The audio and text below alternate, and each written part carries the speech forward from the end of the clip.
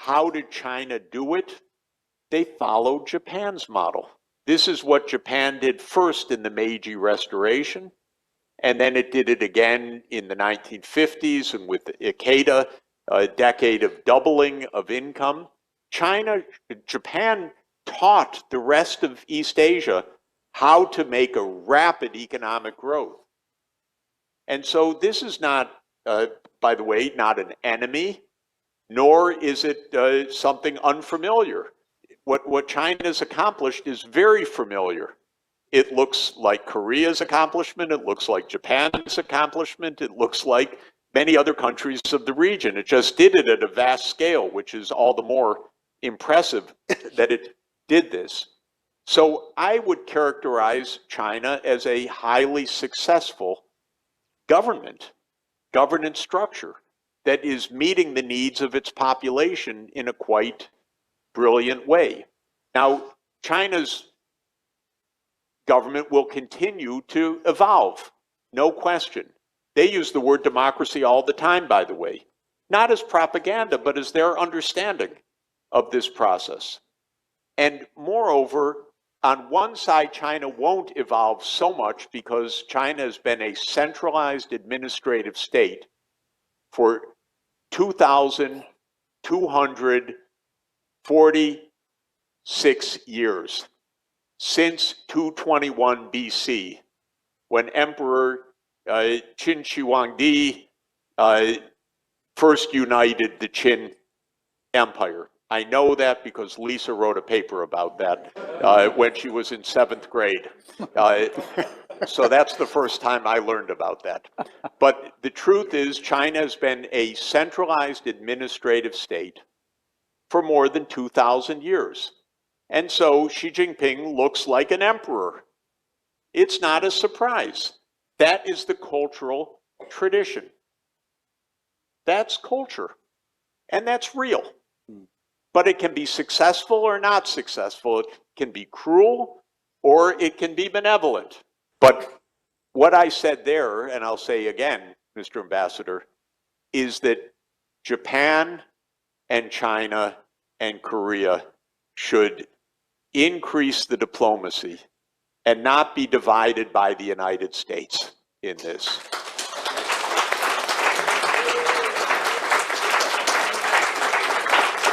And I pointed out something, if I may, with all respect. In 2,000 years, China never invaded Japan. Not once. 2 footnotes. In 1274 and 1281, the Mongols, when they were in control of China, tried to invade Japan. And the kamikaze wind both times defeated the Mongol fleet. But other than that, China never invaded Japan, never even tried to invade Japan. Japan, unfortunately, tried to invade China a few times. The first time, apparently, was 1592, when Hideyoshi, the regent of the time, went mad and decided to take over the world, starting with an invasion of Korea that was a prelude to invading China. He failed, as you know, and died in 1598. And then Japan invaded China several times, starting from 1894 up through World War II.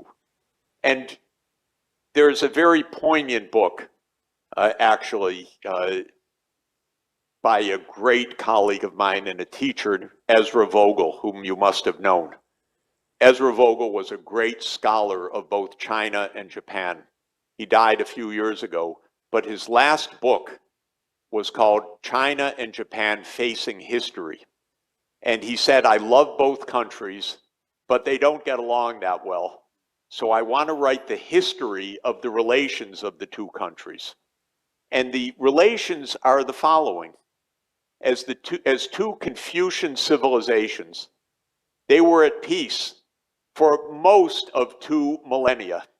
Amazing. Think of Britain and France. They were at war for most of 2 millennia. Literally, every year for hundreds of years sometimes. But China and Japan, no. The monks would come, they would bring back calligraphy, they would do all sorts of things, but they weren't at war, other than the examples that I just gave. And from 1368 until 1839, there was no war between China and Japan. That's from the beginning of the Ming Dynasty to the arrival of the British in the Pearl River in the First Opium War. No war other than Mr. Hideyoshi going mad in a brief escapade. Other than that, no war. It's sometimes called the Confucian Peace because there was a system, but it was basically a peaceful system of trade, some tribute, which was symbolic, but completely peaceful.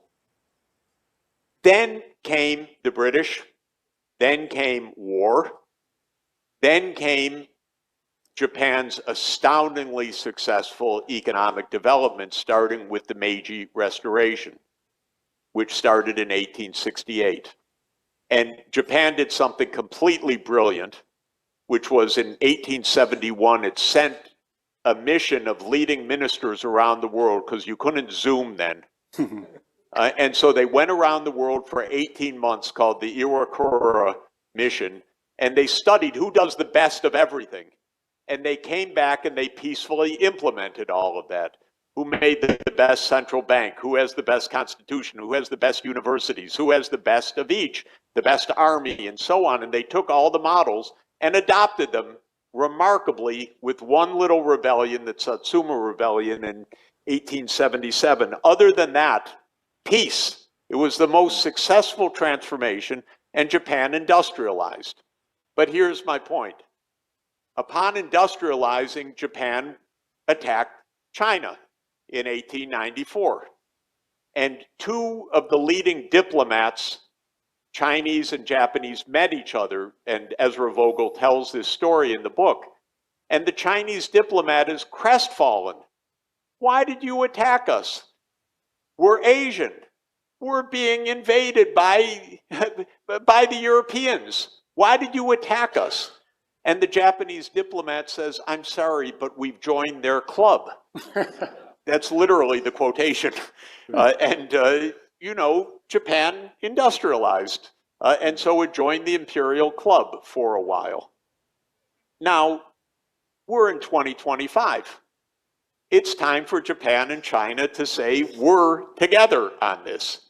We don't need American military bases. We don't need to be divided by outsiders. There's no reason. There's no threat. China's not going to invade Japan, period. There's just no threat. And my view is, just a little secret for all of you, if you all get together, you absolutely will dominate the world economy. There won't even be a comparison.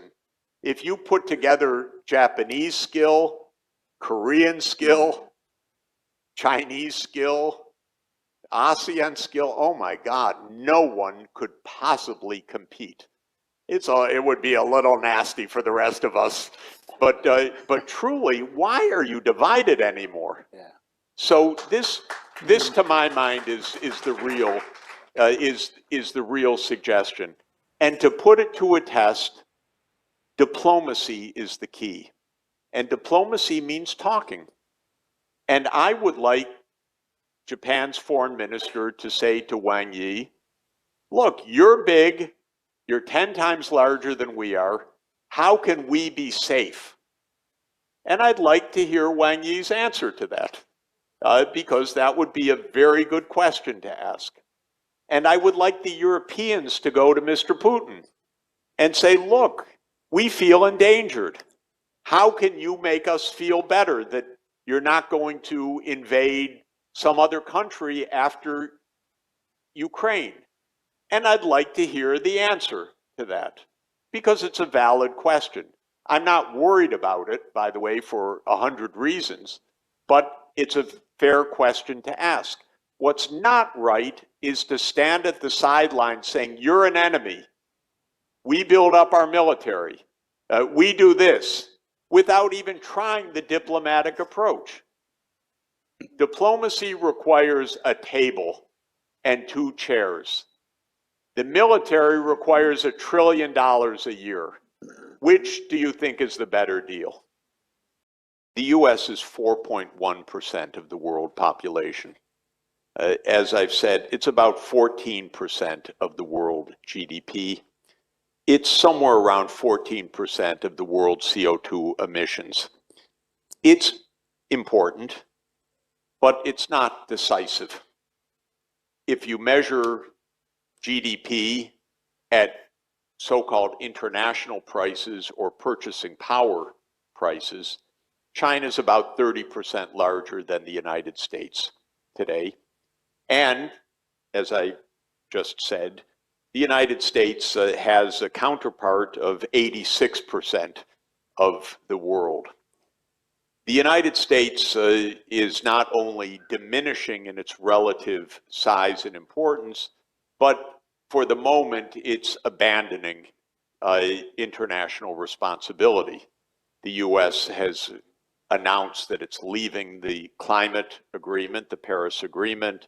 The United States is basically leaving many multilateral activities, also the World Health Organization and others, because the reaction to the loss of status is, I don't want to play with you if I'm not number one.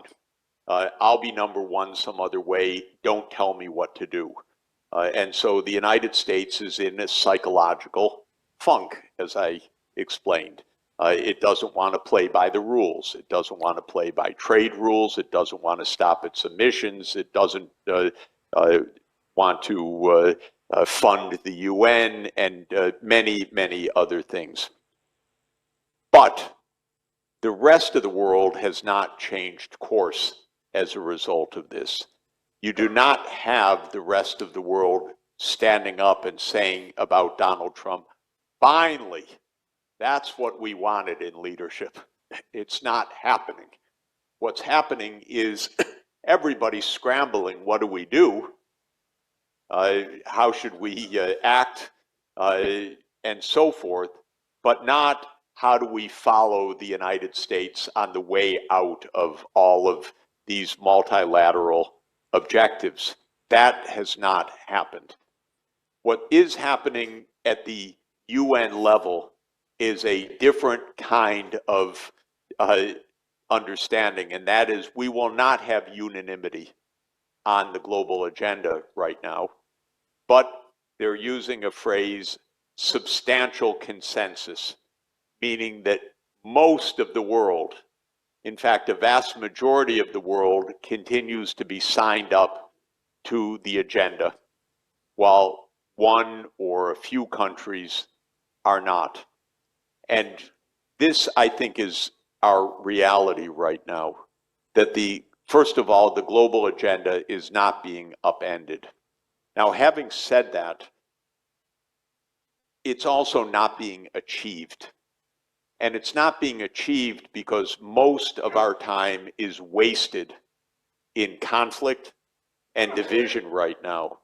The leaders, even without the United States, are not getting together to talk about climate. They're every day talking about war. Every day, virtually. The Prime Minister of the UK, President of France, Chancellor of Germany, and Prime Minister of Poland meet with Mr. Zelensky. For what purpose, I have no idea. But they don't have day jobs anymore. They want to say every day we stand with Ukraine. Okay, this is a different kind of delusion, which is that we don't have to talk about peace, we should just talk about war.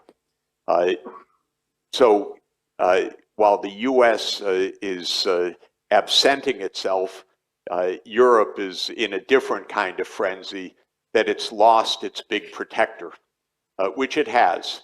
The United States will not defend Europe in the future. But the truth is, Russia's not going to invade Europe. And so there's a different kind of fantasy that's underway, which is that Russia's about to show up on the doorsteps of Paris as if we were in 1815, rather than in 2025. So this is also a waste of time for us. There's lots of waste of time. The Ukraine war is a profound waste of time.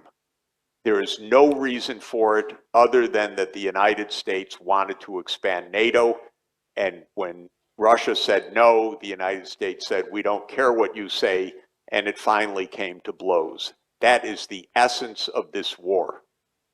And the essence of the war in the Middle East is also absolutely straightforward.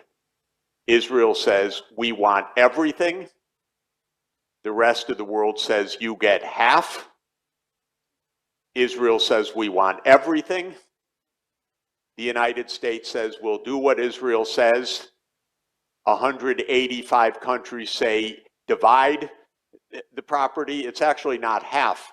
If you look at what Palestine was at the time that Britain took it over in 1921, Israel, under its 1967 borders, was already 78%. But that wasn't good enough for the radicals in Israel. They want 100%. And Palestine isn't supposed to have even 22%. So we're wasting our time on something that's absolutely obvious. 185 countries say 2 states, and the United States and Israel say, no, Israel dominates.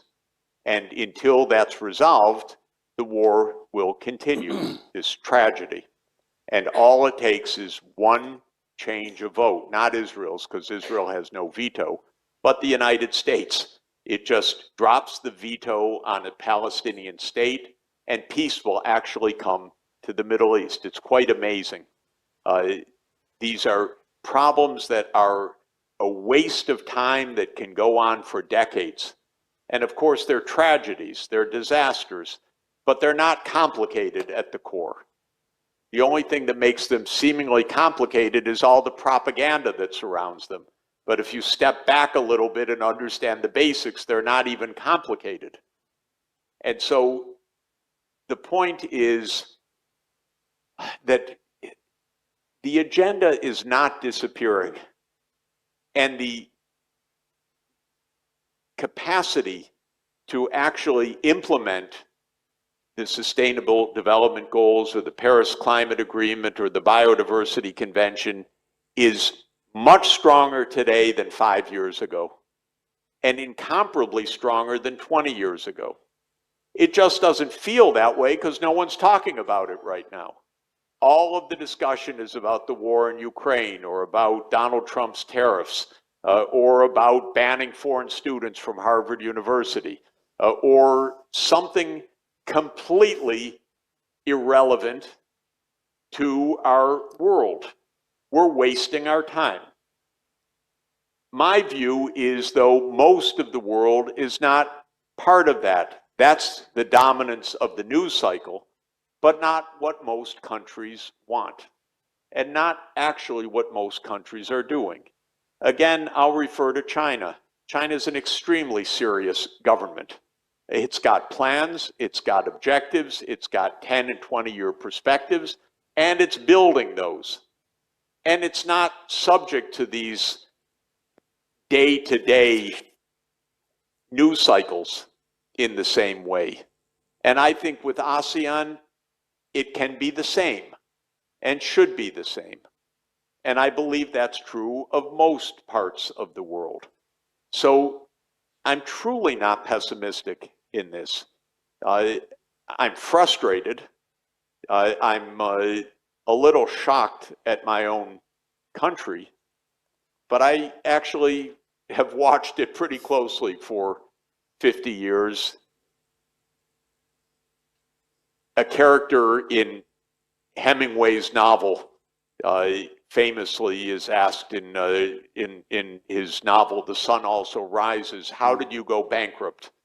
And the answer is first slowly, then quickly. And one could say the same thing about America's political crisis. A long time slowly, and now very quickly. But it dominates the news cycle, but it doesn't dominate the real attention of the world, and shouldn't be allowed to. Our biggest danger is that these conflicts get out of hand. And here, let me say a word in favor of Mr. Trump. He actually does not like war. This is the best news imaginable. Boy, does he like money. He likes big airplanes. He likes all sorts of things. He likes golf, as we were discussing, but he doesn't like war. He is not a warmonger. And he is making peace with President Putin. And he's being attacked for it in the United States. But he's doing absolutely the right thing. And he's making peace with Iran, except that everyone in the United States is yelling at him, don't do that. But his instinct is, yeah, make a deal. There might be some money in it. And that is actually good. So it's not all negative, even in that way. This president does not like war. Joe Biden either liked war or just wasn't there part of the time, and someone else liked war. But we had 4 years of war, and Trump's actually trying to wind them down. Yeah. So all of this is to say, I know you asked me the question, are we losing the whole agenda? The answer is no. We're not losing the agenda. And the climate disasters are going to keep the agenda front and center no matter what. But we are distracted to no end right now. And our politics is so weird in the country that used to count a lot. What the world needs to do is learn not to focus on that little bit of the world and to keep the focus on the right things for the longer term. And incidentally, I looked up today when the US government announced yesterday no foreign students at Harvard, which is a shockingly self-destructive action. Of course, not by Harvard, but by the government. 59% of the Kennedy School is foreign students. And that's one of the great prides of great universities. This is a terrible thing. I hope that a court will rule it illegal, which is quite possible, and that this doesn't go into effect, but this remains to be seen. I think there are many things, I can't answer that in 1 minute, unfortunately, so I am going to take a couple of minutes because I think it's important. There are no pure types of government, and there are no single, simple, ideal types of government. And therefore, the idea that we are good and they are bad is a very dangerous starting point. It's, I thought, the biggest mistake of the Biden administration. He said, the world is in a battle of democracies versus autocracies. First of all, if you start with the idea that the world is in a battle, you make a self-fulfilling prophecy. You divide the world. Second, if you do it that way, you end up missing all of your own failures and obsessing about the limits of the counterpart. In the Bible, I call it, my recommendation, I say, is my recommendation is Jesus Christ's foreign policy. The reason is that in the Gospels, there is a famous moment when Jesus says to the counterpart, why do you point to the mote in the other person's eye when you have a beam in your own eye? And the meaning of the passage in the Bible is, why are you complaining about the other? Clean up your own act. And so I think that this is actually truly, from a behavioral and diplomatic and respect point of view, how we should behave in the world anyway. We should say, we have our failings. And by saying that, you help the others to say, oh, no, no, no, we have our failings. And you reduce the threats and you increase the mutual understanding. Everyone can say, my God, we're failing together. We all have our problems. But instead, the approach is, you're evil and we're good.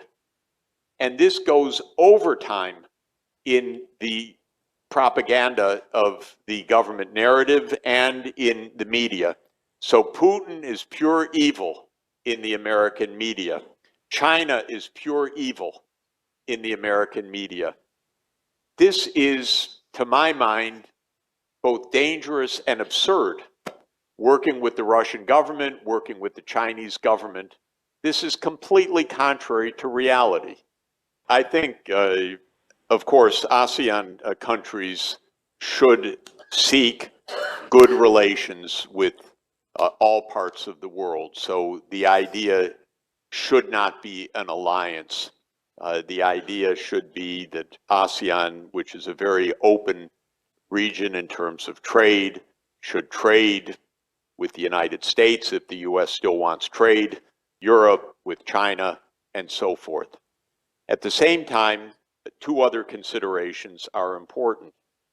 The United States should not try to make ASEAN choose. That would be not only unfair, but if ASEAN were forced to choose, you would choose your neighbor, China, obviously, because ASEAN cannot do without good economic relations with China. That's not even imaginable. So the United States should not force or try to force ASEAN into making choices. And if the United States tries to put on secondary sanctions that impede ASEAN's economic relations with China, they would have to be resisted, actually, because neighbors need to trade, neighbors need to have common infrastructure, neighbors need to have transport, fiber, management of river sheds, and so forth. So the point that I would make is, of course, the goal should be openness to all. The goal should be good advice to all. Keep calm. Don't get into a conflict. We don't want to be in the middle of your conflict. There is no reason for a conflict at all, fundamentally, and I'll come back to that in a moment. And don't make choose. And at the same time, ASEAN should work closely with China on physical infrastructure and connectivity. This is a neighborhood. The Belt and Road Initiative is a very important, positive initiative. It says put in fast rail, put in renewable energy, put in digital systems. That's to everybody's mutual benefit. So that is how I would approach this question. I do believe in general, again, it sounds a little naive, but I believe in general that foreign military bases should be eliminated, period. So over time, I do believe that the United States should leave. We can't afford it anyway. And President Trump said, well, Japan and Korea should pay for our services. And my view is Japan and Korea should say, thank you very much. We don't need to pay, but if you want to leave, that is also fine, because we'll do it with two chairs at the table. And that, to my, would be the right approach to look. All of these require some subtlety. I will tell you where I come down on those. The wars need to end. That's the practical step. When it comes to Ukraine, if you look at the history, as I have said, this war could have been avoided so many times had the United States had forbearance, had it not pushed NATO enlargement, had it not engaged in a coup in 2014, had it honored the Minsk II agreement that the UN Security Council adopted, had Biden negotiated with Putin, as I urged the White House to do in December 2021, and Ukraine and Russia were on the verge of actually making peace in April 2022 when the United States stopped the negotiations. So the practical point is actually to end the war. Donald Trump's trying to do that. I think all voices, including Prime Minister Anwar Ibrahim's voice, to end the war now through diplomacy. Diplomacy is the key point. When it comes to the Middle East, there is one straightforward thing that needs to be done, in my view. Of course, it's a morass. This war has gone on for more than 100 years, actually. My colleague Rashid Khalidi, a great colleague of mine who's a Palestinian professor at Columbia University, wrote a recent book called Israel's 100 Years War on Palestine. I think that's the title, or close to it. Basically, he recounts the fact that what's going on now has been going on for more than 100 years. What is needed, practically speaking, is for the United States to stop its veto of a state of Palestine as the 194th UN member state. Within an hour, Palestine could become a state on the recognized borders of the 4th of June, 1967. And if that were to happen, all good things would follow. The Arab League and the Organization of Islamic Cooperation have said repeatedly for more than 20 years, we normalize relations with Israel when there is the two-state solution implemented. And what Israel claims, that there's no possibility of peace, is a lie. They make the lie because they don't want two states. They want one Israel to dominate everything. So they make lies to try to justify that. That's the essence of what this is about. In general, I would not kick countries out of ASEAN. I would try to make neighbors work. You can't change your neighbors. This I tried to tell Ukraine also. They can do everything they want, but Russia's going to remain their neighbor. So you better get along with your neighbor. And by the way, if your neighbor's a little bit irascible, you feel a little bit dangerous, if I were you, I wouldn't go provoke the neighbor, tease the neighbor, yell at the neighbor, set his garbage can on fire, or do other things like that. I would try to be nice to the neighbor. That would be my approach. So in general, I would try to find solutions in the neighborhood rather than taking actions of kicking out countries. I would try to find solutions. Let me say two things about early advice that I gave. In Bolivia, which had a hyperinflation that was 24,000% between mid-1984 and 1985 when I was asked to help, and Poland faced the drama of the end of the communist period and a deep economic crisis. First, when there is a deep economic crisis, you probably need very decisive measures that need to be done properly. And so I recommended very decisive measures. Second, I was a young person now. I don't know if I'd have the guts to do it now because it was acts of youth in a way, but they worked, thank God. Otherwise, I wouldn't be sitting here.